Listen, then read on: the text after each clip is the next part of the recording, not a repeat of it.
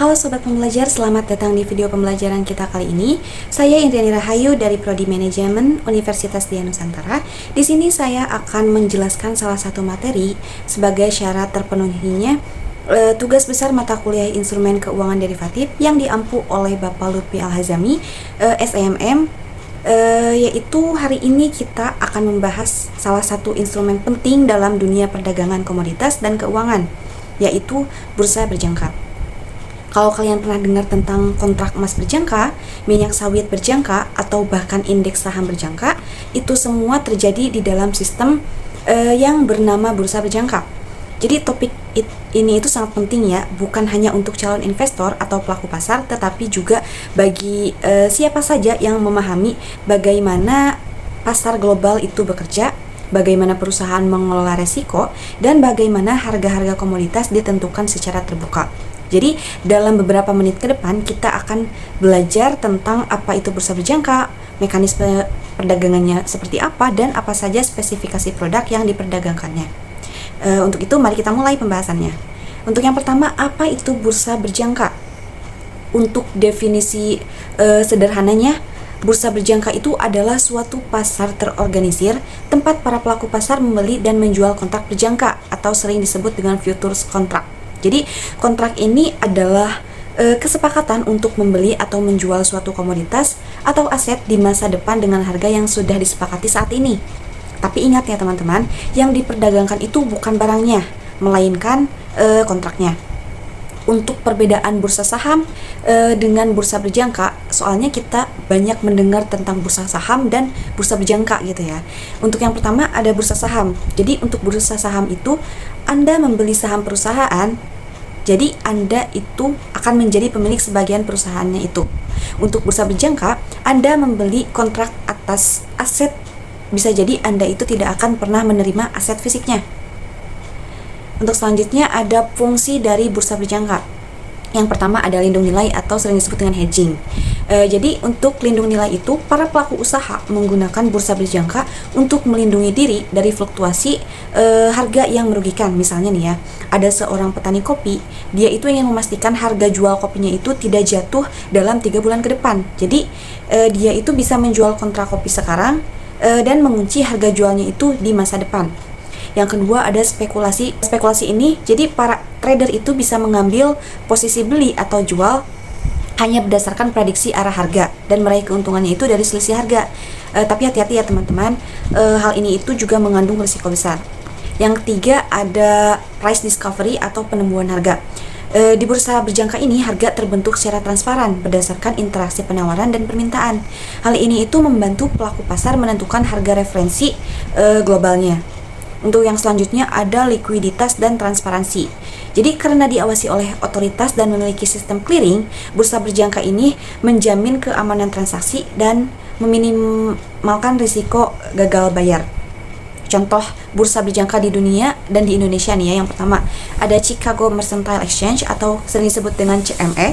Kemudian ada London Metal Exchange atau sering disebut dengan LME. Yang selanjutnya ada bursa berjangka Jakarta atau BBJ, dan yang selanjutnya ada bursa komoditi dan derivatif Indonesia atau sering disebut dengan BKDI.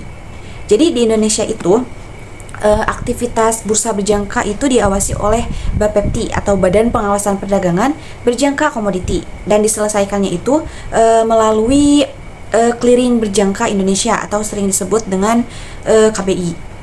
Nah, untuk mekanisme perdagangan di bursa berjangka itu sendiri, saya akan bedah nih satu persatu bagaimana proses perdagangan di bursa berjangka berlangsung. Untuk yang pertama itu ada registrasi dan pembukaan rekening. Untuk langkah pertama adalah membuka rekening di pialang berjangka. Apa sih pialang itu? Pialang ini adalah perantara resmi yang sudah terdaftar di bursa dan BAPEPTI. Untuk yang kedua ada penyetoran margin awal yang jadi penyetoran margin awal itu berbeda dengan saham yang harus dibayar penuh. Jadi di bursa berjangka Anda itu hanya perlu menyetor margin, biasanya 5-10% dari nilai kontrak. Contohnya nih ya, jika satu kontrak emas bernilai 100 juta rupiah, maka margin awal yang dibutuhkannya itu bisa hanya 5-10 juta. Jadi margin ini itu berfungsi sebagai jaminan dan akan disesuaikan setiap hari melalui proses bernama mark to market. Nah, untuk mark to market itu sendiri setiap akhir hari. Jadi posisi investor itu akan dihitung berdasarkan harga penutupan pasar. Jadi kalau posisi untung, dana itu akan ditambahkan ke saldo margin. Kalau posisinya rugi, saldo itu akan berkurang. Jika kurang dari batas minimum, akan keluar notifikasi margin call. Untuk yang selanjutnya ada eksekusi order dan clearing. Jadi setelah order beli atau jual masuk, sistem bursa akan mencocokkan nih order secara otomatis. Setelah match, kan kontrak masuk ke proses clearing dan dijamin oleh pihak KBI. Nah, hal ini itu penting karena kalau kita sudah beli kontrak, maka KBI akan menjamin bahwa kita bisa menyelesaikan transaksi meskipun lawan transaksinya itu gagal bayar. Nah, selanjutnya untuk penyelesaian kontrak. Jadi, untuk penyelesaian kontrak itu ada dua cara penyelesaian, teman-teman. Yang pertama, ada cash settlement atau keuntungan atau kerugian dibayar secara tunai. Ini paling umum ya, teman-teman. Yang kedua, ada physical delivery, yaitu kontrak benar-benar diselesaikan dengan pengiriman barang fisik. Biasanya itu dilakukan untuk komoditas tertentu seperti CPO, kopi, atau beras. Di sini saya akan berikan contoh skenario perdagangannya, teman-teman. Misalkan ya, ada seorang investor membeli kontrak emas berjangka untuk 3 bulan ke depan dengan harga 1 juta rupiah per gram. 3 minggu kemudian, harga pasar itu naik jadi 1.100.000 rupiah per gram. Nah, kemudian investor itu menjual kembali kontraknya dengan selisih harga, yaitu 100.000 rupiah, yang dari 1.100.000 dikurangi 1 juta rupiah. Jadi si 100.000 rupiahnya itu adalah keuntungan bersihnya tanpa membenggang emas fisik gitu. Kemudian untuk spesifikasi produk bursa berjangka, spesifikasi produk ini adalah ketentuan standar yang ditetapkan oleh bursa berjangka untuk setiap kontrak yang diperdagangkan. Jadi spesifikasi ini memastikan bahwa semua pihak itu memiliki pemahaman yang sama tentang isi dan syarat kontrak, serta menjamin transparansi, kemudian efisiensi dan keadilan dalam perdagangan. Oke, teman-teman, di sini saya akan membahas komponen utamanya nih. Yang pertama ada nama produk. Jadi nama produk ini merupakan identitas dari komoditas atau aset yang diperdagangkan dalam bentuk kontrak berjangka. Produk itu bisa berupa komoditas seperti emas, CPO, kopi, dan lain-lain. Kemudian ada indeks. Kemudian ada valuta asing seperti rupiah, US dollar, dan lain-lain. Untuk selanjutnya ada ukuran kontrak atau kontrak size. Jadi ukuran kontrak ini menyatakan jumlah atau volume barang yang tercakup dalam satu kontrak. Jadi kontrak yang distandarisasi ini memudahkan investor untuk mengetahui berapa sih nilai ekonomis dari transaksi yang dilakukan. Jadi jumlah barang per kontrak ya intinya. Contohnya nih ya, untuk satu kontrak emas sama dengan 100 gram, untuk satu kontrak kopi sama dengan 5 ton. Jadi untuk satu kontrak indeks sama dengan nilai tetap seperti 100.000 rupiah per poin. Kemudian selanjutnya ada satuan harga. Satuan harga ini menunjukkan dalam satuan apa harga kontrak ditampilkan, tergantung dari produk yang diperdagangkan, biasanya per unit, teman-teman. Misalkan per gram itu biasanya digunakan untuk emas, per kilogram digunakan untuk kopi, dan per barel itu digunakan untuk minyak. Pembahasan selanjutnya terkait spesifikasi itu ada bulan kontrak. Untuk bulan kontrak ini menunjukkan periode waktu kapan kontrak berakhir atau jatuh tempo. Jadi bursa ini biasanya menyediakan kontrak untuk beberapa bulan ke depan dan tanggal jatuh temponya itu sudah ditentukan. Jadi setiap kontrak itu memiliki jatuh tempo. Misalnya kontrak emas pada bulan Desember dan September. Untuk kontrak kopi itu pada bulan Maret, Juni, September, dan Desember. Oke, selanjutnya ada pembahasan tentang tick size dan tick value. Untuk tick size itu sendiri adalah perubahan harga terkecil yang dapat terjadi pada suatu kontrak. Jadi setiap perubahan harga sekecil apapun akan berdampak terhadap nilai margin dan profit atau loss dari investor.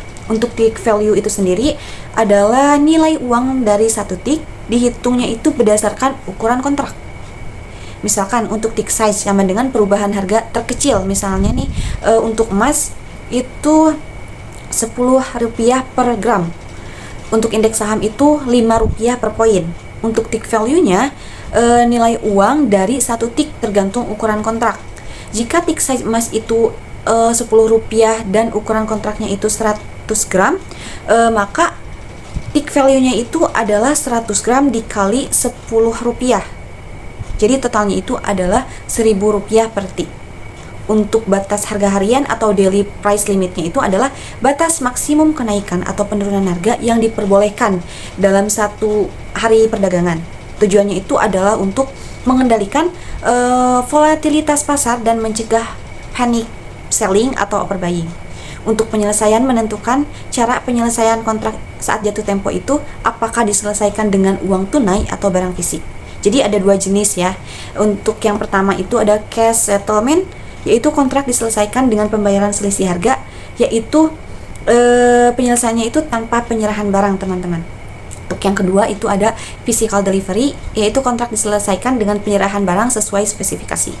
Yang selanjutnya ada jam perdagangan. Jadi jam perdagangan itu adalah jam operasional bursa, yaitu waktu ketika perdagangan kontraknya itu dibuka dan ditutup setiap harinya. Biasanya itu ditentukan atau diatur oleh bursa itu sendiri. Contohnya nih, ada sesi pagi. Sesi paginya itu dimulai dari jam 8.30 sampai jam 12.00 waktu Indonesia Barat jika di Indonesia. Kemudian ada sesi siang nih. Sesi siangnya itu dari jam 13.30 sampai jam 16.00 waktu Indonesia Barat. Oke teman-teman, sekarang kita masuk ke bagian yang sangat penting, yaitu tentang tabel spesifikasi produk bursa berjangka. Jadi tabel ini menunjukkan standar dari setiap kontrak berjangka yang diperdagangkan di bursa. Mengapa penting? Karena setiap pihak harus memiliki pemahaman yang sama terhadap isi kontraknya. Jadi mari kita bahas satu persatu. Oke, untuk yang pertama nih saya sudah tampilkan tabelnya. Yang pertama ada emas atau gold futures. Untuk baris pertama itu adalah kontrak emas. Di sini ukuran kontraknya itu adalah 100 gram. Artinya, jika kita membeli satu kontrak emas berjangka, kita sedang bertransaksi untuk 100 gram emas. Tick size-nya itu adalah Rp10, yang berarti setiap pergerakan harga terkecil naik atau turunnya itu adalah sebesar Rp10. Untuk bulan kontraknya yaitu bulanan. Jadi, kontrak itu bisa jatuh tempo di bulan mana saja sepanjang tahunnya.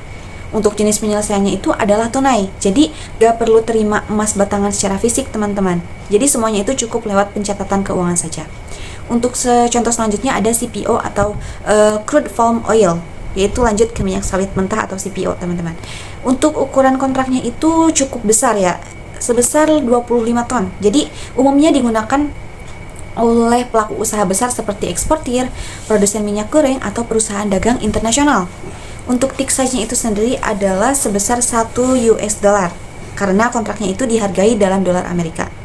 Untuk bulan kontraknya itu biasanya dalam skema 2 bulanan, Januari, Maret, Mei, Juli, dan seterusnya. Dan ini menarik, penyelesaian kontraknya itu adalah secara fisik. Jadi jika kontrak tidak dijual kembali sebelum jatuh tempo, bisa jadi nih penjual itu bisa benar-benar harus mengirimkan 25 ton minyak sawit ke pembeli. Karena itulah CPO banyak digunakan oleh pelaku industri yang benar-benar membutuhkan komoditasnya. Untuk yang selanjutnya ada indeks LQ45. Terakhir kita punya kontrak indeks LQ45 nih. Jadi ini itu adalah kontrak berjangka atas indeks saham 45 perusahaan besar dan liquid di Indonesia. Di sini ukuran kontraknya itu ditentukan sebagai Rp100.000 per poin. Artinya jika indeks naik dari 800 menjadi 805, maka ada kenaikan 5 poin, teman-teman. Dan itu berarti potensi untung atau ruginya itu sebesar 500.000 per kontrak.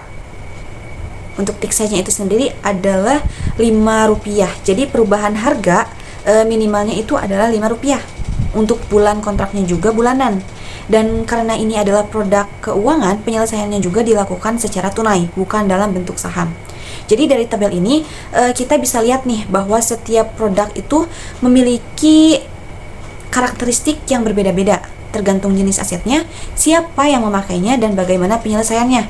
Untuk investor retail, kontrak seperti emas dan indeks mungkin lebih cocok ya teman-teman, karena nilainya itu lebih kecil dan penyelesaiannya itu dilakukan secara tunai.